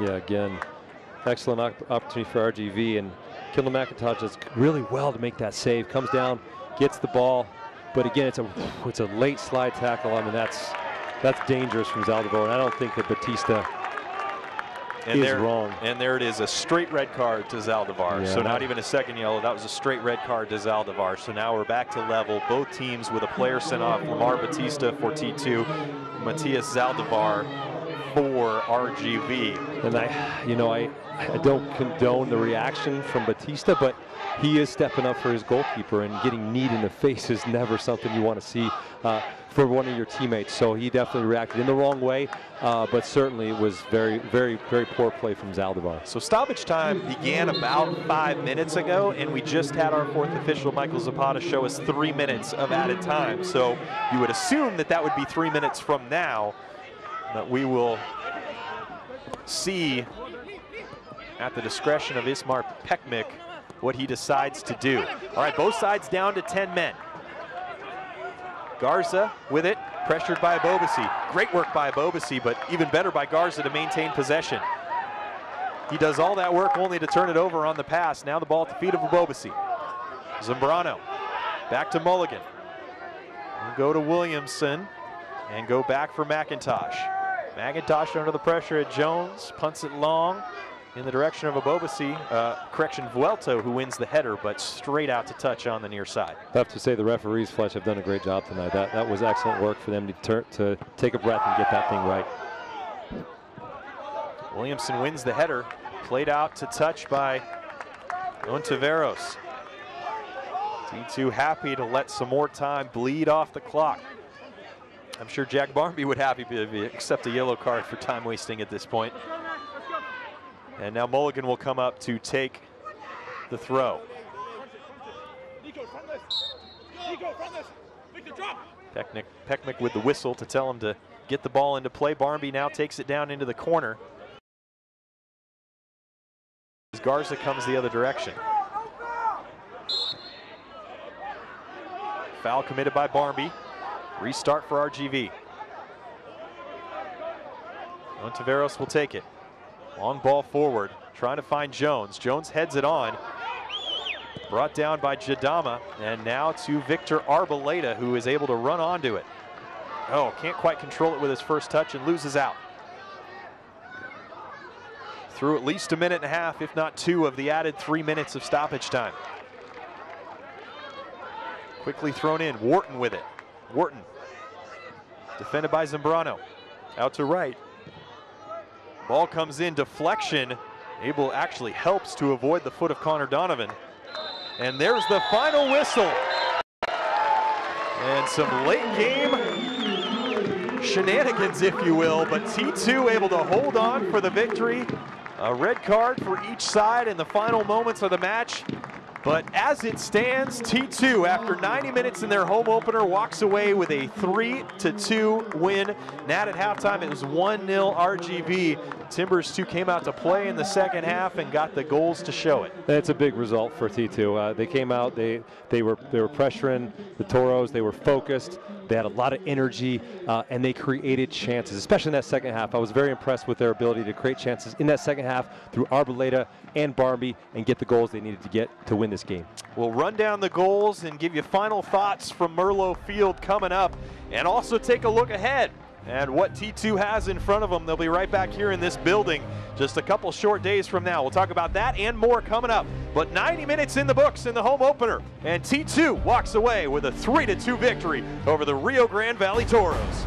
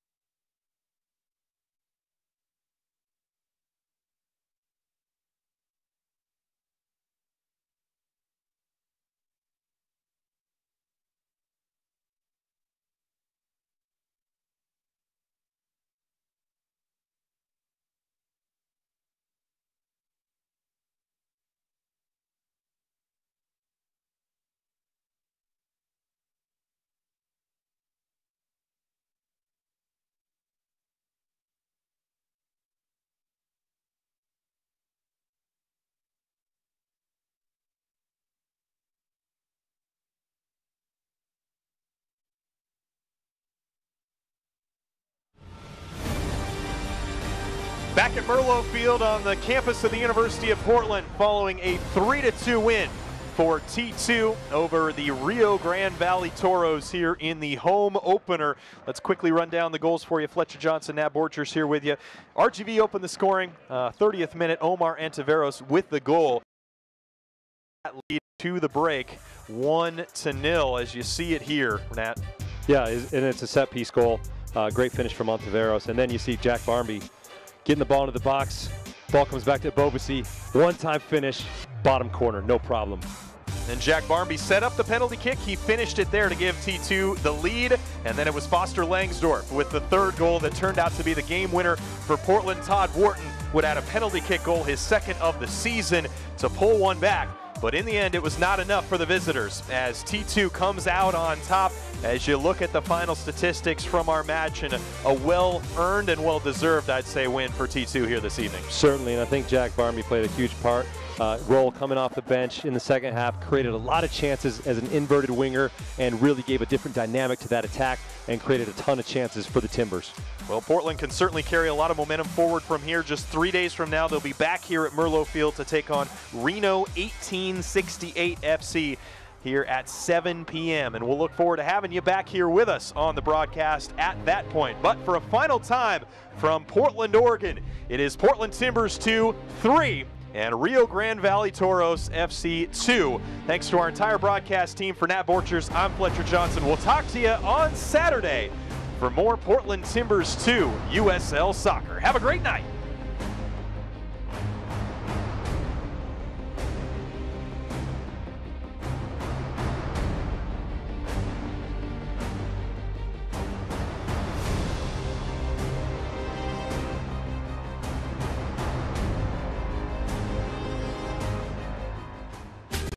This copyrighted telecast of the United Soccer League may not be retransmitted, rebroadcast, or reproduced without the express written consent of the United Soccer League.